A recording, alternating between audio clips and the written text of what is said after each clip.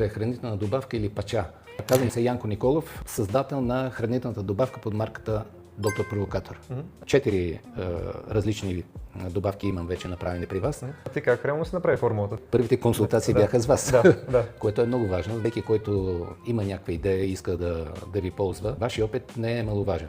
Освен вашите съвети и консултации, естествено съм се консултирал с лекар, ревматолог, жена с повече от 30 години опит и отделно с хора, които са в тази сфера спорта и масажите. А ти реално как разбра за нас? Сега през телефон и всичко подслушва. И човекът си каже на глас какво мисли, там явно някой е натиснал копчето и ми излезе реклама на Евелин 29. И поради факта, че някакси тук района ми беше много познат и се насочих насам към вас. Дойдох, направихме предварителния разговор, видях, огледах и пристъпихме към реализация. Други притеснения има ли си, освен това, че сме някаква гаражна фабрика? Преди да почнем, аз дойдох тук на фабриката. Това не е един гараж, някой там нещо да пресипва от един буркан в друг, а идваш и виждаш структурирана фабрика, специалисти, контрол, което е много важно.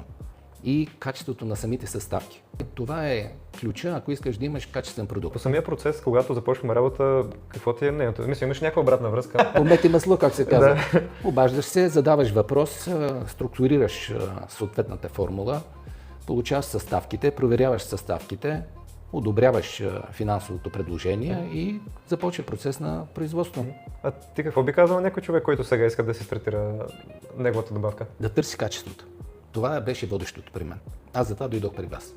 Проверих, убедих се и вече си взимам бизнес решението и инвестицията. Човек трябва да бъде отговорен с тези неща.